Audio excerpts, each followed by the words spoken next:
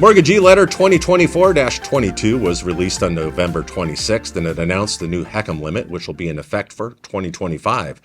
The Mortgagee Letter reads in part, for the period of January 1st, 2025 through December 31st, the HECM MCA will be $1,209,750, 150% of Freddie Mac's national conforming limit of $806,500. The conforming loan limit, by the way, is the maximum origination balance for any single-family mortgage that Fannie Mae and Freddie Mac can purchase. FHA's Mortgagee Letter, however, incorrectly notes that the HECM's maximum claim amount was increased for 2025, and it's a common mistake.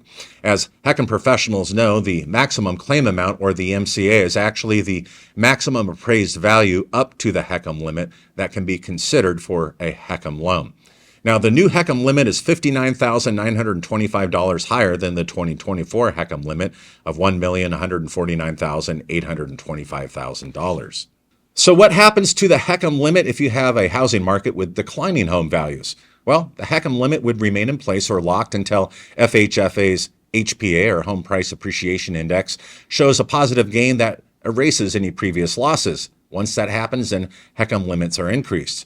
For example, in the wake of the Great Recession and housing crash of 2008, the HECM limit remained at $625,500 from 2009 to 2016. It wasn't until 2017 that the limit increased to $636,150, followed by a series of increases.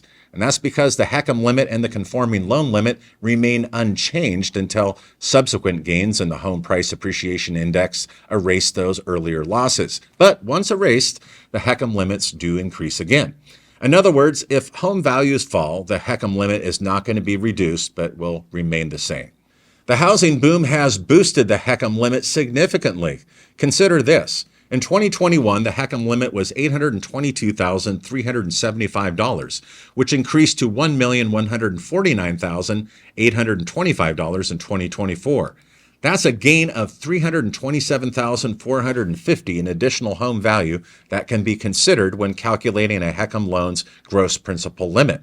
So now is the opportune moment to reach out to any homeowner that has a higher valued home that may have been short to close in 2024. Be sure to go through your CRM or database. Now, since home values have remained near their peak value, there's a chance that they may actually qualify.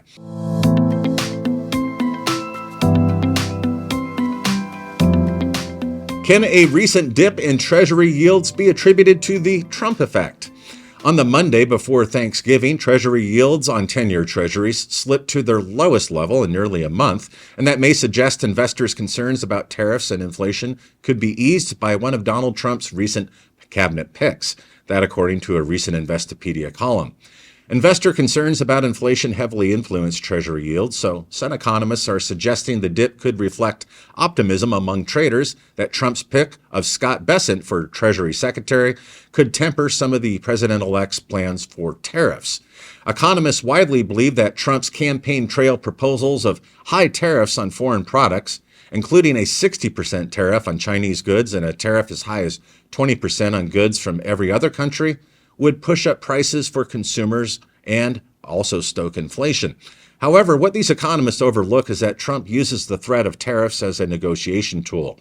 Trump's recent pick for Treasury, Bessent, knows this, having voiced support for Trump's tariff proposals, but has also said the threat of tariffs could be used as a negotiating tool without actually implementing them. Case in point, Trump's recent tariff threat against Mexico resulted in Mexican President Claudia Sheinbaum at least allowing the flow of migrant caravans to slow, with a token breakup of two smaller groups headed to the southern border. Whether full-scale cooperation will commence from Mexico remains to be seen. CNBC reports the nomination of Scott Bessent to be U.S. Treasury Secretary has been a catalyst for lower bond yields, higher equity indices, and a weaker dollar this morning. His nomination was greeted positively by markets worried about the size of the U.S. budget deficit and the inflationary impact of tariffs, he added. Whether he can help get the U.S. GDP to 3% growth and a 3% budget deficit, time will tell, but for now, he has changed the market mood, if nothing else. A combination of increased investor confidence, lower interest rate expectations, and an expected reduction in government spending may be pushing the 10-year constant maturity Treasury rate downward. Also, markets are anticipating Trump's pro-business policies could lead to stronger GDP growth.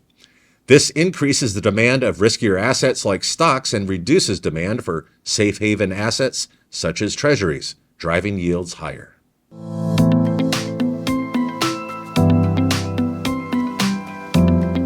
And in our last story, Housing Wire's Reverse Mortgage Daily reports that the reverse mortgage division of Rate, formerly known as Guaranteed Rate, has been on a mission to boost their market presence for the last few years.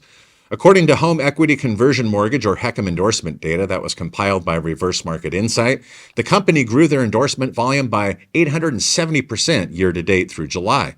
Keeping that momentum going is going to be a priority for Jesse Allen, who was recently announced to be the president of Rate's Reverse Mortgage Lending Division. Allen sat down with Housing Wire's Reverse Mortgage Daily to discuss his role and plans for both short and medium terms. Allen described the role came about after he was approached with an opportunity, and he recognized the company is uniquely suited to become a larger player in the reverse mortgage space. Having been around the industry for a while, I've gotten to know and network with different leaders within the Rate leadership team. The company's experience with multiple product offerings and its momentum, says RMD, has demonstrated on the reverse side, and it was immediately attractive to Allen. The challenge, said Allen, is to place mortgage professionals in situations where they can effectively identify reverse mortgage prospects. That's the opportunity, the addressable audience.